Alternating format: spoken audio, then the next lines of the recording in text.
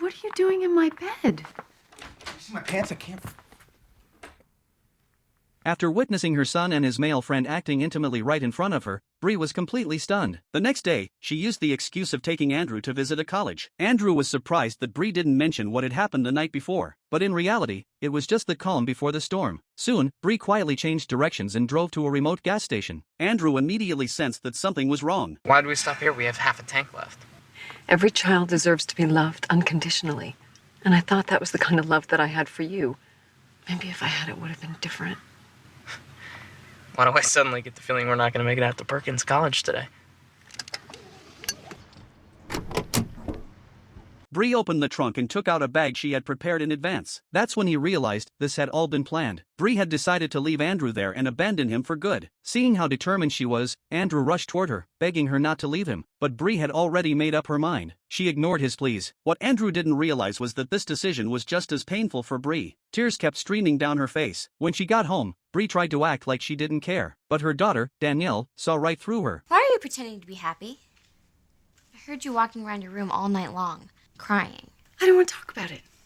Look, I know why you're worried, but Andrew can take care of himself. You are all I have left, and I am going to be the best mother that I can be. As soon as Bree finished speaking, Danielle pulled away from her and said that if Bree wanted to be a good mother, she still had a lot to learn. Seeing Bree's confused expression, Danielle pointed out that she had even forgotten her birthday. Hearing that, Bree immediately apologized. But Danielle wasn't truly upset. She knew Bree had been overwhelmed dealing with Andrew's situation, so she didn't take it too personally. To make it up to her, Bree carefully prepared a birthday party the next evening. When she brought out the cake, one of the candles suddenly went out. As a perfectionist, Bree couldn't accept that. She immediately went back to the kitchen to get a lighter. But when she returned, she noticed that someone had taken a bite out of the cake. The sight left Bree stunned. She quickly looked around, trying to find out who was responsible. Soon, her eyes landed on a heavy-set girl standing in the corner. You look like a girl who enjoys her frosting. No, I didn't touch it. Open your mouth, I want to smell your breath. It wasn't me.